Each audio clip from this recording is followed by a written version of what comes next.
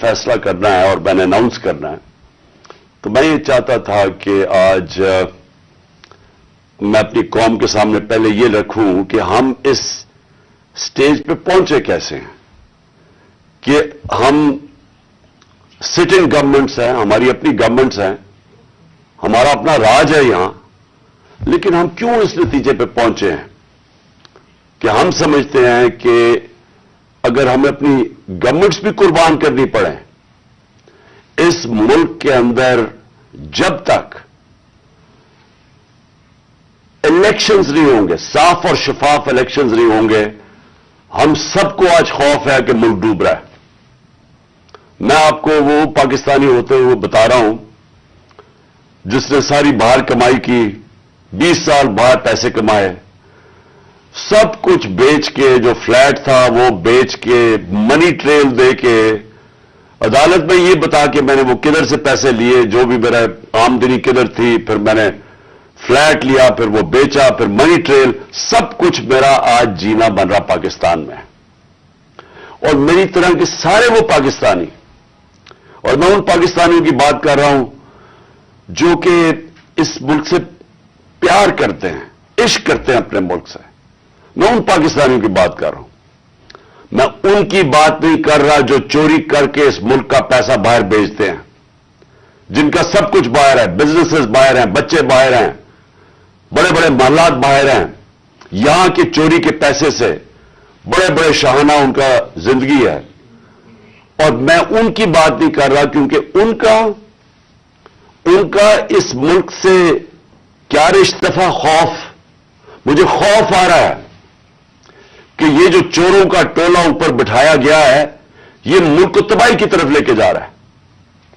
میں آج کوئی پاکستان کے بزنس مین سے پوچھ لے، کوئی انڈسٹریل سے پوچھ لے، پاکستان کے کسانوں سے پوچھے، پاکستان کے مزدور سے پوچھے، جس کی آج آمدنی 50 سال کے بعد سب سے زیادہ مہنگائی ہوئی ہے آج پاکستان۔ سال میں ہم نے محنت کر کے انسینٹیوز دے کے انڈسٹری بڑھائی، جو کہ ہمارے آخری مہینے میں 26% انڈسٹریل گروتھ تھی، جو ٹوٹل پاکستان میں گرو کر رہی تھی، دولت میں اضافہ ہو رہا تھا، ہمارے ٹیکسز بڑھ رہے تھے، ریکارڈ، کیونکہ ریکارڈ ایکسپورٹس ہم نے کی۔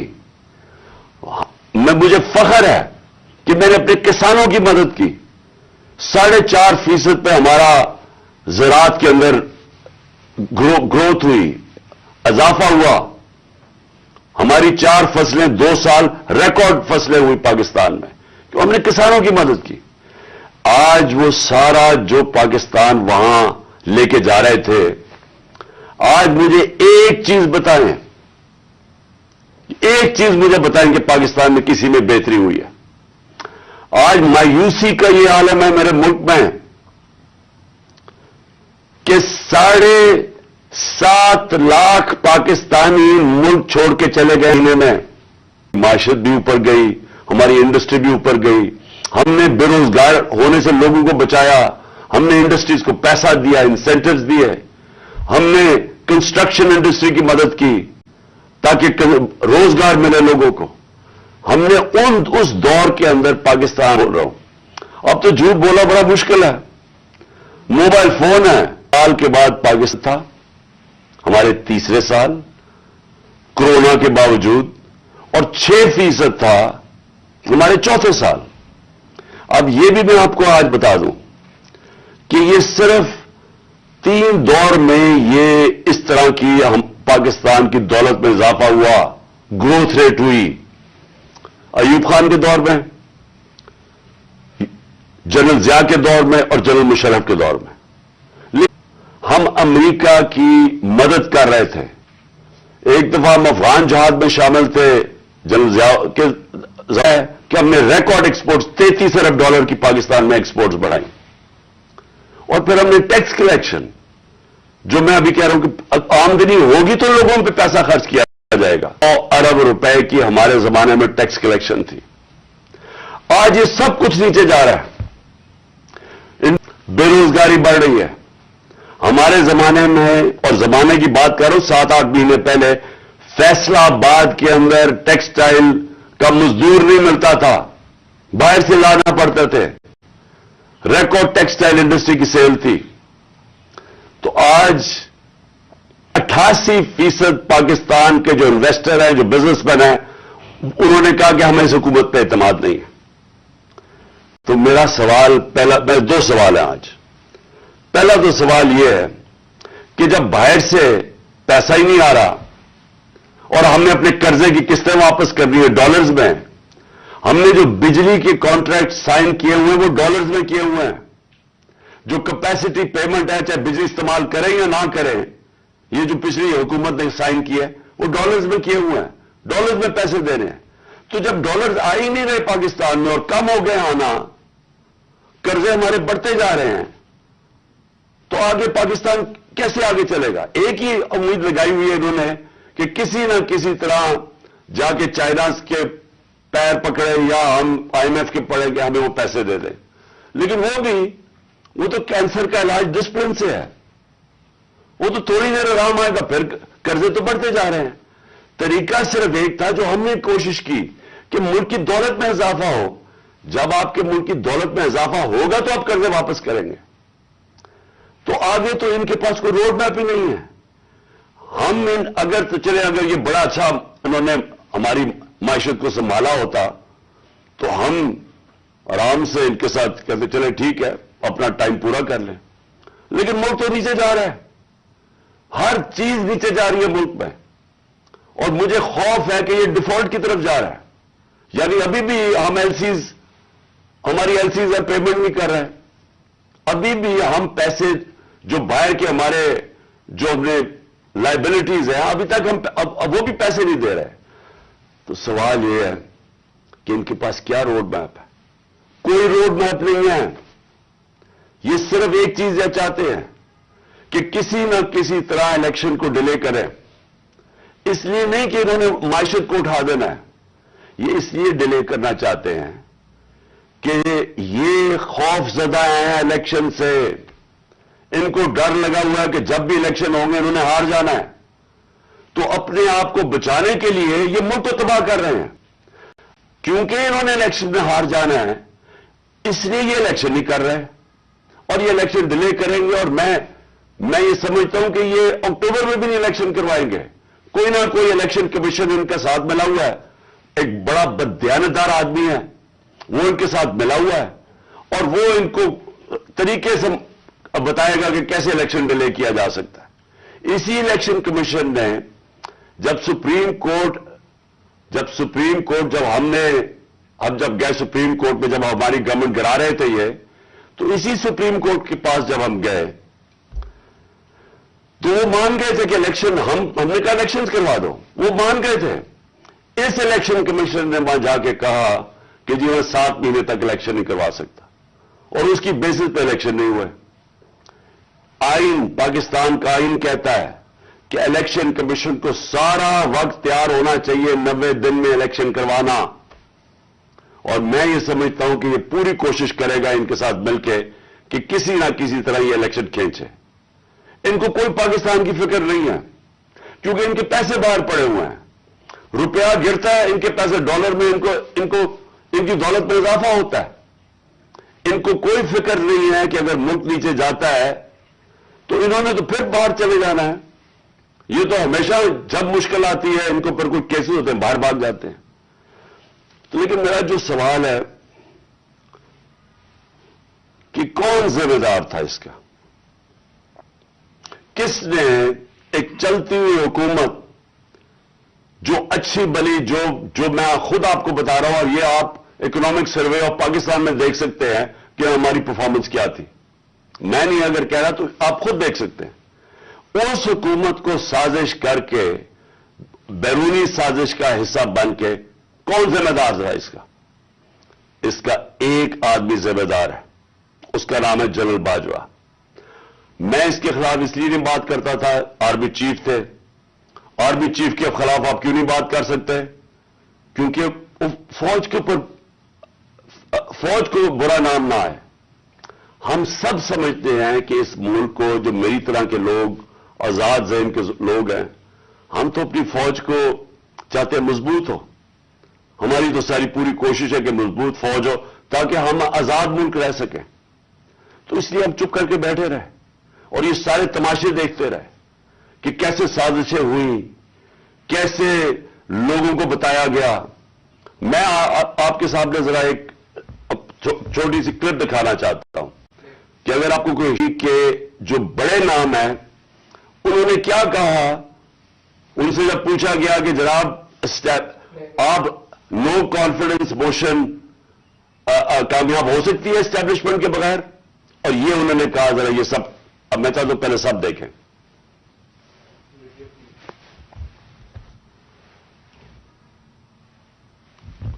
اور ہم چاہتے ہیں کہ اگلی حکومت کا فیصلہ پاکستان کی عوام سے نہیں چاہتے. پاکستان میں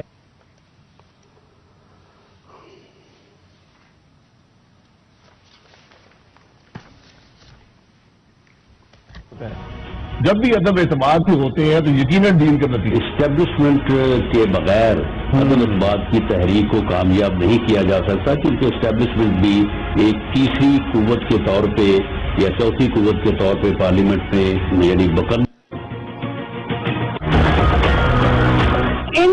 ان تو جن کی وجہ سے ہوتا ہے, جن کی مدد سے ہوتا ہے, ہم ان کی مدد نہیں لینا چاہتے. اور ہم چاہتے ہیں کہ اگلی حکومت کا فیصلہ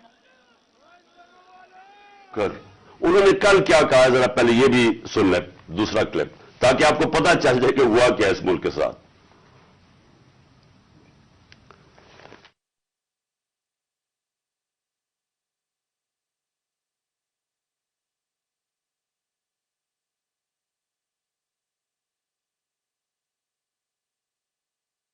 آپ کو بھی پتا ہے, مجھے بھی پتا ہے کہ باپ کی حمایت وہ کسی بھی اگر طرف ٹلٹ کرتے ہیں وہ اپنے سیاسی فیصلے کرنے میں آزاد. کیا ایم کیو ایم اس کی حمایت ہمیں مل سکتی تھی؟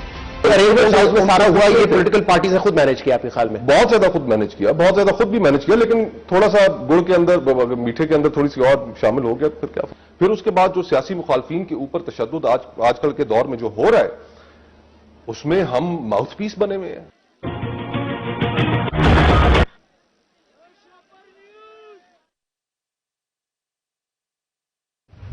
کہ یہ جو ساری سازش ہوئی تھی اس میں ہم کسی کو اور کو نہ کہیں, ایک آدمی کے فیصلہ کرتا ہے, وہ تھا آرمی چیف اس وقت کے جنرل باجوہ. انہوں نے یہ فیصلہ کیا ہمیں ہٹانے کا. کیا وجہ تھی اس کے پیچھے؟ کیا ان کو کیا یہ سمجھتے تھے کہ واقعی شہباز شریف اور یہ اسحاق ڈار کوئی بڑے جینیسز ہیں جو آ کے ملک کو ہمارے سے بہتر چلا لیں گے؟ کیا وجہ تھی کہ انہوں نے ایک سٹنگ گورنمنٹ کو گرا دیا؟ ہمارے لوگوں کو آ کے وہ جس طرح ابھی مصطفیٰ کوکر نے بتایا کہ بیپ کے ممبرز اور ایم کیو ایم کے ممبرز اور شہزان بگٹی سب کو پتا تھا کہ یہ تو جو جدھر حکم ملے گا ان کو اسٹیبلشمنٹ سے انہوں نے ادھر جانا ہے, تو ان کو ادھر جا کے بھیج دیا کہ جناب آپ جا کے ادھر چلے جائیں, اور گورنمنٹ گر گئی. تو میرا اگلا سوال یہ ہے, جب گورنمنٹ گر گئی اور پھر ان کو یہ چیز کا علم ہوا کہ عوام ہمارے کے ساتھ آگے کھڑی ہو گئی, 10 اپریل کو پبلک سڑکوں کے اوپر نکلائی, لوگوں نے ان چوروں کو ریجیکٹ کر گئے. لیکن مجھے جو افسوس کی بات ہے کہ بجائے ایک سمجھے کہ جناب جنرل باجوہ آپ نے غلطی کی, ہمارے اوپر ظلم کیا گیا. میں آپ کو یقین دلاتا ہوں کہ جنرل مشرف کے میں نے کہیں ان سے دھمکیاں آ رہی ہیں, وہ جو ہماری حمایت کرے یا جو ہمارے ساتھ میڈیا کے لوگ ہوں ان کے اوپر دھمکیاں, جو میڈیا ہاؤس آ گیا. آج محیط پیرزادہ ملک سے باہر گیا ہوا اسی خوف سے. ارشد شریف, اتنی بڑی ٹریجڈی ہوئی ہے, اس کو جو دھمکیاں کہ اچھی بلی گورنمنٹ آپ نے گرا کے چوروں کو بٹھا دیا, تو بجائے یہ کہ کریکٹ کرنا ہمارے اوپر ظلم شروع ہو گیا. جو اعظم سواتی سے کیا, جو اس سے پہلے جو شہباز گل سے کیا, کون سی اس نے اتنی بڑی بات کی تھی کہ اس کو ننگا کر کے مارا, اور وہ ابھی کہ جنرل باجوہ آپ نے NRO 2 دیا, اس کے اوپر جو اس بیچارے سے کیا گیا, کون سی جمہوریت میں یہ ہوتا ہے؟ اور وہ بات کہ جو سچ ہے NRO 2 جنرل باجوہ نے دیا, ساری قوم کو پتا ہے. مجھے پتا ہے کہ میں کر رہے ہیں ان کے اوپر کرپشن کیسز ہیں, نیب آپ کے نیچے ہے, آپ نیب کنٹرول کرتے ہیں, میرے نیچے ہی نہیں ہے, کیوں نہیں ان کے کیسز آگے بڑھا؟ یہ بتاتے رہے. آہستہ آہستہ ہمیں پتا چلا کہ ان کی تو کوئی نیت نہیں ہے کرپشن کی. مجھے پھر کہنا شروع ہو گئے کہ جی آپ ملک کی اقتصادیات کو ٹھیک کریں, اکانومی کو ٹھیک کریں, بھول جائیں اس کو, یہ اکاؤنٹیبلٹی کو. کبھی کوئی مہذب معاشرہ یہ اجازت دیتا ہے کہ بڑے بڑے لوگ جو اربوں روپے کی چوری کریں آپ کہ ان کو بھول جائیں, ان کو این آر او دے دیں, اور آپ چھوٹے چھوٹے چوروں کو پکڑنا شروع کریں اور سمجھیں کہ آپ کا ملک ترقی کر سکتا ہے؟ کیا چین پاگل ہے جنہوں نے 450 وزیروں کو جیلوں میں ڈالا ہے پچھلے چند سالوں میں؟ کیا جو پریزیڈنٹ شی جن پنگ ہے اس کو اسٹیٹس مین مانا جاتا ہے؟ اس نے وہ کام کر دیا جو دنیا میں کسی نے کیا ہی نہیں ہے. 70 کروڑ لوگوں کو اس نے غربت سے نکالا ہے چائنا میں پچھلے 30 سالوں میں. وہ اس کو کیا ضرورت پڑی ہے کہ جو کرپٹ منسٹر ان کو پکڑے, ان کا احتساب کرے؟ کیونکہ کوئی معاشرہ بھی کامیاب نہیں ہو سکتا جب تک رول آف لا نہیں ہوتا, جب تک انصاف نہیں ہوتا, جب تک آپ بڑے بڑے لوگوں کو, جو اصل تو نقصان ملک کو بڑے چور کرتے ہیں, آپ ان کو پکڑ نہیں رہے اور آپ کہیں گے کہ نیچے سے یہ بیچارے چھوٹے چھوٹے لوگوں, پٹواریوں کو پکڑتے رہے. اور یہ ہمارے سامنے ہوا. شہباز شریف کو بچایا گیا, اس کو اوپر اوپن اینڈ شٹ کیس تھا, اس کا 16 ارب روپے کا یہ جو ایف آئی کا کیس تھا, اس میں تو کوئی شک ہی نہیں تھا. اور اس کا جو بیٹا باہر بھاگ گیا, آج جو سلمان شہباز واپس آیا ہے, وہ کیوں باہر بھاگا تھا؟ جیسے ہی ایف آئی اے نے اس سے سوال پوچھا کہ جناب بتائیے مقصود چپڑاسی اور نوکروں کے پاس اربوں روپے کدھر سے آئے, وہ ایک دم ملک سے باہر بھاگا. اور اس کو ان ساروں کو واپس لایا جا رہا ہے. کیا ہوا؟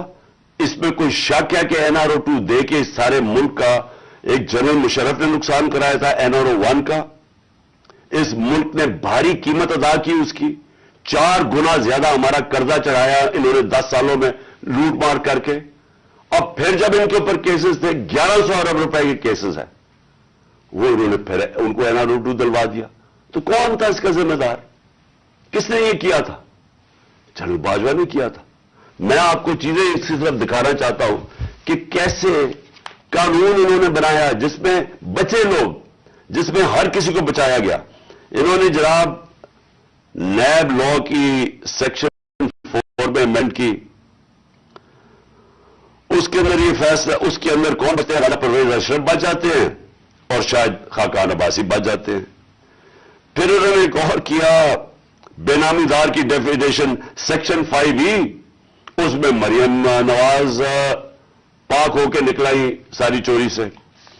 پھر انہوں نے سیکشن 9 جس کے اندر شہباز شریف بچ جاتے ہیں, اور جس کے اندر کہ اگر آپ کسی اور کے نام پہ, یعنی اگر آپ میں پرائم منسٹر ہوں, میں اپنے خاندان کے نام پہ چیزیں لوں تو اس کا مطلب کہ آپ جواب دہی نہیں ہیں. تو جو ٹی کے سارے کیسز تھے شہباز شریف کے, وہ اس سے پاک ہو گیا. پھر سیکشن 14 کہ آپ کو بتانا پڑتا ہے کہ اگر میرے پاس کوئی باہر ایسٹس ہوں, یعنی انگلینڈ میں میری جگہ ہو یا کوئی باہر ہو, امریکہ میں ہو, تو اگر یہ پتہ ثابت ہو جائے کہ یہ میری جگہ ہے تو مجھے بتانا پڑتا ہے کہ یہ میرے کدھر سے پیسہ آیا اس کو خریدنے کے لیے. وہ انہوں نے صاف کر دیا. اب نیب بتائے گی کہ ان کے پاس پیسہ کدھر سے آیا. یعنی ہر دنیا کے اندر اگر میں پبلک آفس ہولڈر ہوں, یہ میری ذمہ داری ہے بتانے کی ہے کہ اگر میرا کوئی بڑا محل میں نے خریدا ہوا ہے, مجھے بتانا پڑتا ہے پیسہ کدھر سے آیا. انہوں نے وہ قانون ہی ختم کر دیا. چن کے آصف زرداری بھی اس میں صاف ہو گیا, چن کے وہ لوگ جو 30 سال سے اس ملک کو لوٹ رہے تھے, ان ساروں کو انہوں نے پاک اور صاف کر دیا. یہ اصل وجہ ہے مایوسی کی آج پاکستان میں. لوگ جنہوں نے یہ تماشا دیکھ رہے ہیں کہ ایک طرف قوم مر رہی ہے اس مہنگائی کے اندر اور فیکٹریاں بند ہو رہی ہیں, بے روزگاری کی قرضے چڑھتے جا رہے ہیں, ایک طرف یہ ہے اور دوسری طرف یہ اربوں روپے کی ان کی کرپشن معاف ہو رہی ہے. اور یہ بہت بڑی وجہ ہے آج مایوسی کی. اور میں نے یہ جو ہمارے پر